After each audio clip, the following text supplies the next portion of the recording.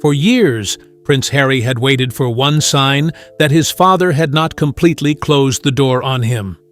Then, without warning, King Charles III made a deeply personal decision.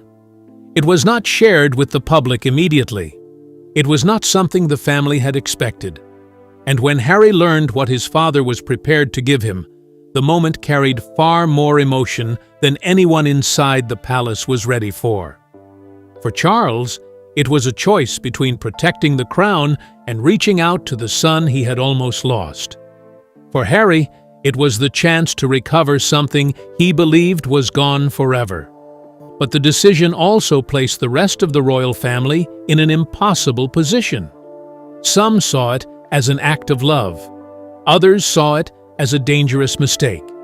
And the true meaning of what Charles gave Harry would only become clear when one hidden condition was finally revealed. The meeting that changed the direction. The reunion took place on July 10, 2026, at the King's private country home in Gloucestershire. There was no balcony appearance and no line of photographers waiting at the door. Beside him was Meghan, Duchess of Sussex, returning to Britain with the children after years of tension with the institution. Their son, Prince Archie, had spent most of his remembered life outside the country where his father was raised. Their daughter, Princess Lilibet, had even less personal experience with the royal side of her family. Waiting inside was the king. Queen Camilla was also present, making the gathering wider than a private conversation between Charles and Harry. He had invited Harry's entire family into his personal home. For Harry, the location carried memories going back decades. Highgrove was connected to his childhood and to the years when Princess Diana was still alive.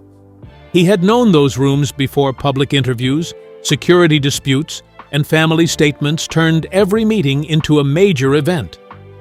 Now, he was returning as a husband and father. He was also bringing Diana's grandchildren into a place tied to their grandmother's life. The family had traveled from California, where Harry and Meghan had built their independent home after leaving royal duties. That made the meeting more than a brief visit. It brought two different versions of Harry's life into the same room. At first, the reunion looked completely personal, but then the timing complicated that explanation. Harry's visit came while attention was again turning toward the future of the Invictus Games and his long relationship with the veteran community. That created a possibility nobody inside the family could ignore. Charles could welcome Harry as a son without restoring his old position. He could also recognize Harry's military work without reopening every part of the agreement made 6 years earlier. That narrow difference became the center of the decision. Before we continue, subscribe to the channel for more serious royal documentaries told in a clear and engaging way. The break that removed Harry from royal duty. To understand why the new appointment would be so surprising, we have to return to January 2020. That was when Harry and Meghan announced that they wanted to step back from senior royal duties and create a more independent life. The statement caught many people inside Buckingham Palace by surprise. The couple hoped to continue supporting the monarch while earning their own income and living partly outside Britain. But the final arrangement did not allow a half-in, half-out role. Harry and Meghan remained the Duke and Duchess of Sussex. However, they agreed not to use their HRH styles because they were no longer working members of the royal family. They also stopped formally representing the monarch. That separation was confirmed again in February 2021. The palace announced that the Sussexes would not return to official royal work. Harry's honorary military appointments were returned, along with several patronages connected to his former life. The change affected him more deeply than the loss of ceremonial uniforms. Harry had served in the British Army for 10 years.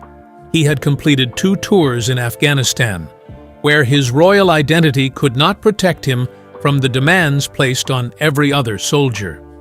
Military life gave him structure. It also gave him a community that judged him by his actions rather than by his position in the family. After leaving the army, Harry continued working with wounded service members and their families. That work became the strongest part of his public identity. When his honorary roles were removed, he lost the official link between that work and the royal institution. But the relationship with veterans did not disappear. The people who had competed, recovered, and rebuilt their lives through Invictus still saw Harry as part of their community. That created a contradiction for the palace. Harry was no longer representing the monarch, yet his most respected international project continued promoting values the monarchy regularly praised: courage, service, recovery, and loyalty. For years, Charles allowed that contradiction to remain unresolved. Harry could continue the work privately, but he could not attach it to a formal role under the crown. The proposed appointment changes that balance. It does not erase the consequences of 2020. It creates a limited way to acknowledge what Harry continued doing after the rest of his royal life fell away. The work that kept Harry connected to service. Harry launched the first Invictus event in London in 2014. The idea grew after he witnessed how competition could help injured military personnel recover confidence and purpose. The games were built around adaptive sport, allowing competitors with different injuries and conditions to take part at the highest level possible for them. The medals were important, but they were never the whole point. The deeper goal was to restore a sense of team, identity, and direction. Harry understood why that mattered. During his military career, he trained in the Army Air Corps and experienced a life built around responsibility and trust. He later spoke about the Army as a place where he could feel more ordinary. After leaving official royal duty, Invictus became even more important to him. It was no longer just one charity project among many. It became proof that Harry could continue serving without a palace office.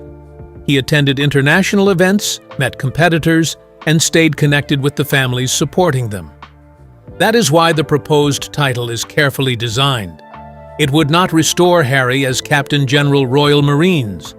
It would not return every military association he once carried. Instead, it would connect his proven work with veterans to the crown through a new honorary role. The distinction is important. Charles would not be rewarding Harry for leaving. He would be recognizing a service project that survived the departure. That explanation could help the palace defend the decision. But one difficult question would remain. Could Harry carry a royal-linked title while continuing to live and work independently? The old arrangement failed because the palace believed official representation required clear rules. Any new role would need even clearer limits.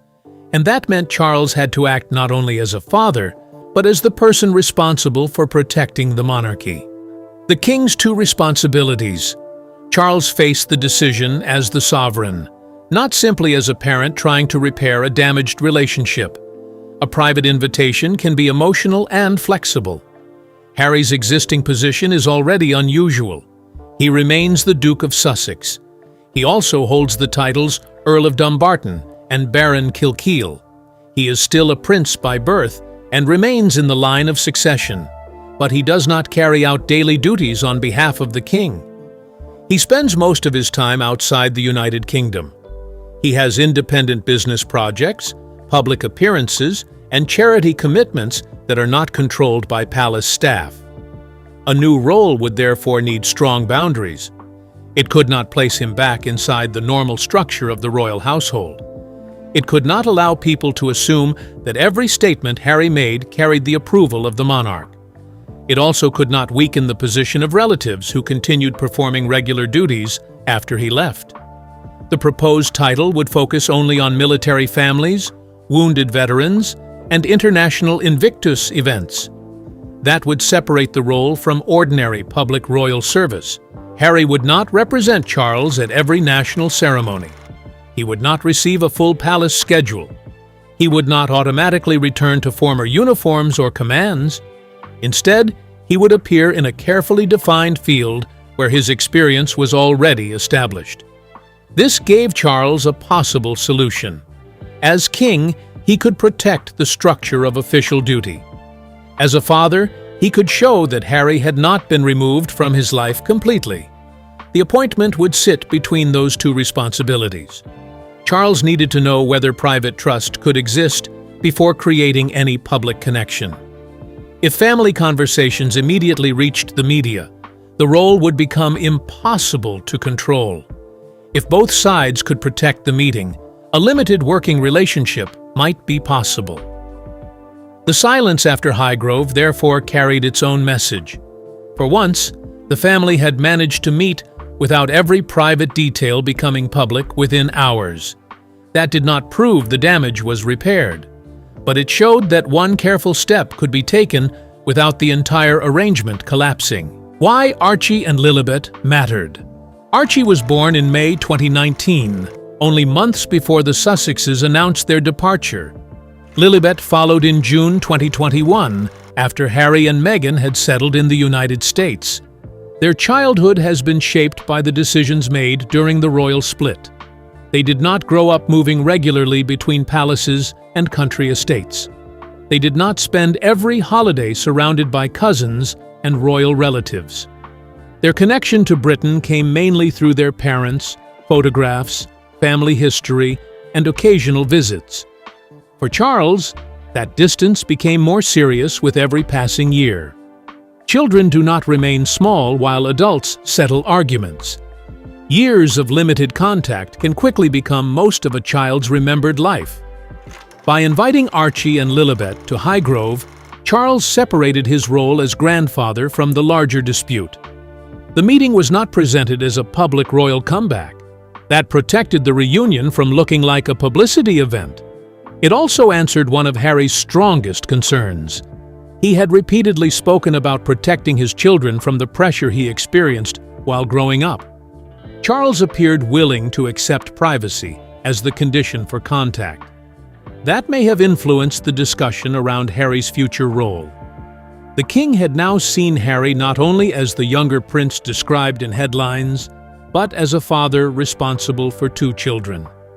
The old conflict had been built around duty, control, and public trust. The new conversation included family time that could never be recovered once lost. Inside Highgrove, the relationship between father and son was no longer the only bond at risk. The future connection between the children and the monarchy was also being decided. Charles could continue waiting until every argument was solved. Or he could create a controlled space where family contact and limited service could begin again. The arrival of Archie and Lilibet made the cost of waiting much harder to ignore.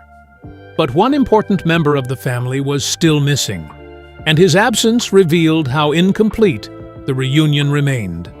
The brother who did not join them, Prince William, was not part of the Highgrove meeting.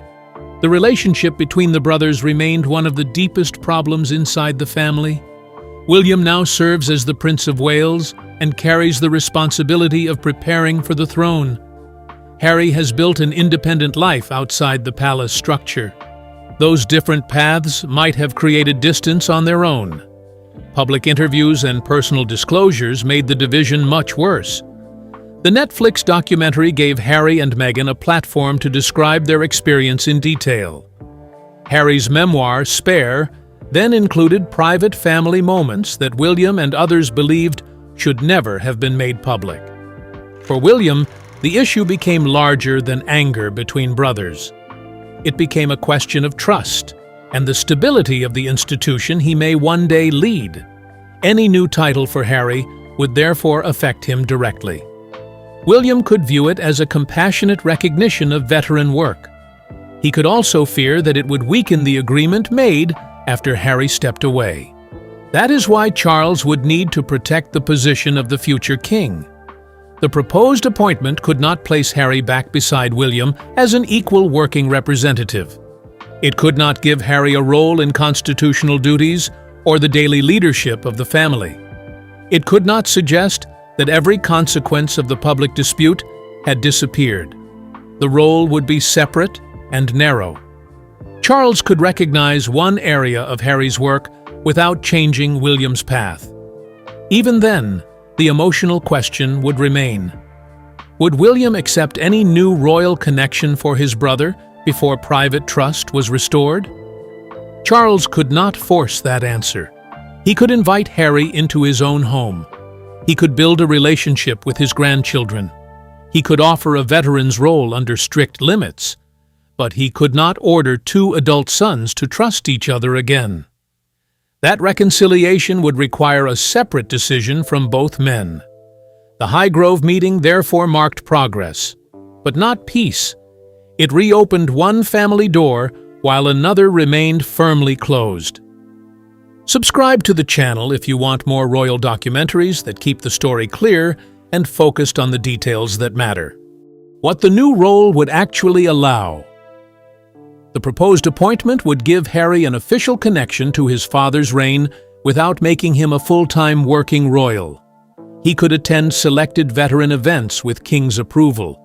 He could support Invictus gatherings under a clearly defined royal link. He could meet competitors and military families without claiming to represent the government or every part of the monarchy. That difference would need to be explained carefully. An honorary appointment is not the same thing as a full royal job. A peerage is not the same as a veteran's role. A military command carries different authority from a charity position, and a royal patronage can recognize support without placing someone inside the constitutional structure. The public often uses the word title for all of these things. Inside the palace, each one carries a different meaning. Harry already has royal and peerage titles. The new element would be the assignment attached to his work. It would give him a recognized purpose inside one limited field. That is why the role could be described publicly as a new royal title, even though it would function more like a patron appointment. The palace would also need rules covering money and commercial projects. Harry could not use the role to suggest royal support for every private deal. He could not place the title beside unrelated products or entertainment work. Official veteran appearances would need to remain separate from independent business. There would also need to be agreement over speeches and public statements. Harry would still speak in his own voice. But when appearing under the appointment, he would be expected to stay within the purpose of the role. That could be difficult after years of open criticism. It could also become the first real test of whether trust had improved. If Harry accepted the boundaries, Charles could point to a successful model of limited cooperation. If the arrangement became mixed with family accusations or commercial promotion, the role could collapse quickly. The title therefore offers Harry recognition, but it also places responsibility on him. It gives him a door back into official service. It does not remove the conditions standing around that door. What Harry would not receive. The appointment would not restore Harry's old life. He would not attend regular state openings as a senior representative of the king. He would not automatically regain public funding for his household. The role would not settle the continuing dispute over police protection when he visits Britain. It would not return Frogmore Cottage as a permanent family home. It would not restore every uniform, patronage, or ceremonial position removed after the 2020 departure. Meghan would not automatically receive a matching palace job. The children would not suddenly begin a schedule of public royal appearances.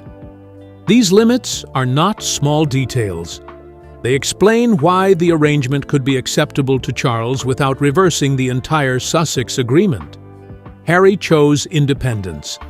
The palace demanded clear separation from official representation. The proposed veteran's appointment creates one area where those two positions can overlap. Harry could remain based in America. He could continue independent charity and media work. But selected veteran appearances would carry a formal link to the king. The decision would send a balanced message. Harry's public criticism still has consequences. His departure still changed his position. But his military service and veteran work have not been erased. Charles would be separating the man's strongest contribution from the most painful parts of the family dispute. That may sound simple. Inside the royal system, it is not. The new role would not remove that tension. It would manage it. And that is why the final wording of the appointment would matter almost as much as the decision itself.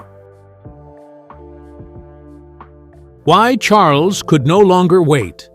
By the time of the Highgrove reunion, almost 6 years of conflict had passed since the Sussexes stepped away. During that time, every attempt at contact carried pressure. Harry returned for major family events and brief meetings. Charles continued his duties while dealing with personal health concerns and the demands of becoming king. Archie and Lilibet kept growing up far from their grandfather. Waiting for every dispute to disappear could have meant losing more years. Charles had to decide whether complete agreement was necessary before any progress could begin. Highgrove showed that he had chosen another approach. He would protect the institution while reopening private contact. The proposed title takes that approach one step further. It creates a controlled return rather than a complete restoration. Harry would receive recognition in the field where he had already proved his commitment. The palace would keep every other boundary in place. Charles could then present the decision as an act of service, not surrender. That wording would matter to the family. It would tell working royals that their years of duty had not been ignored. It would tell the Invictus community that the appointment was focused on them. It would tell Harry that his father recognized one part of his life without pretending the larger wounds had vanished. The king's choice also reflects a difficult truth.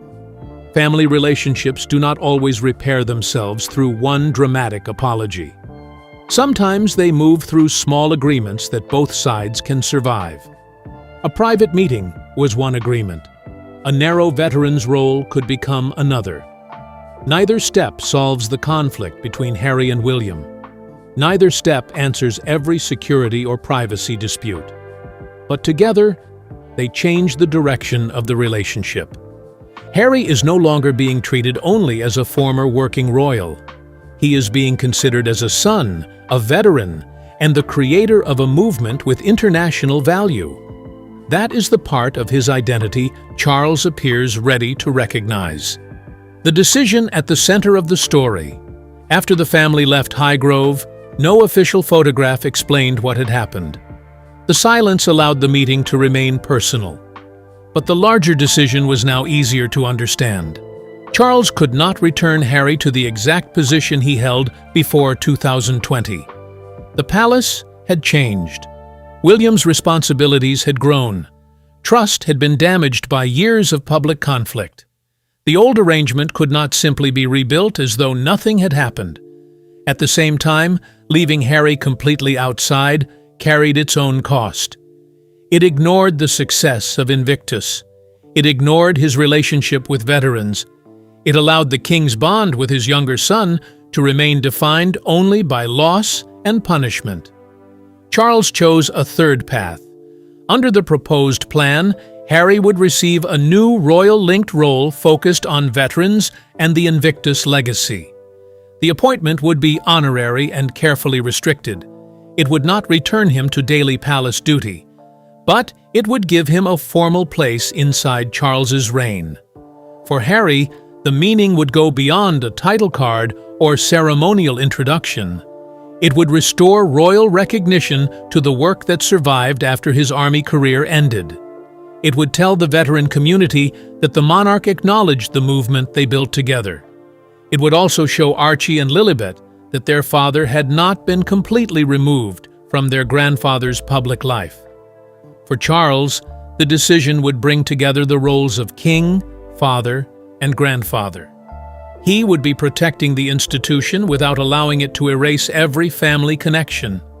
The move would shock the royal family because it rejects the two choices people expected. Charles did not choose a complete royal comeback. He did not choose permanent exclusion. He chose a narrow place built around proven work. That is the real meaning of the title. It is not a return to the past. It is an attempt to build a different future from what remains. The final test. The new role would not end the royal divide. William and Harry would still need to address their broken relationship. Meghan's connection with the institution would remain complicated. Security, privacy, money, and public trust would continue creating pressure. Before Highgrove, Harry's relationship with the monarchy was defined mainly by closed doors. The private reunion opened one of them. The veteran's title would open another, but only a small distance. That may be why the arrangement has a chance to survive. It does not require Harry to abandon the life he built in America. It does not require the palace to forget the damage caused by public disclosures. It asks both sides to meet in the one area where their values still overlap. Harry must now prove that he can protect the boundaries around the role. He must keep private family contact separate from public promotion. He must avoid using royal recognition for unrelated business. And he must accept that a limited appointment is not the same as recovering everything he lost. Charles faces his own test. He must show that the decision is based on real veteran work rather than guilt or public pressure. He must protect William's future position. And he must decide how much contact can grow if the first stage succeeds. The final question is no longer whether Harry can return to the exact life he left. That life is gone. The real question is whether this title becomes the beginning of wider reconciliation or the final limit of what Charles is willing to offer. Harry remains a prince, a veteran, a husband, and a father. Now he may also hold a defined place inside his father's public legacy. The family is still divided. The wounds are still visible. But the king's decision sends one message that cannot be ignored. Prince Harry is no longer standing completely outside. Charles has opened a path back through the work that Harry never abandoned. And the next move will reveal whether the family is ready to walk any further.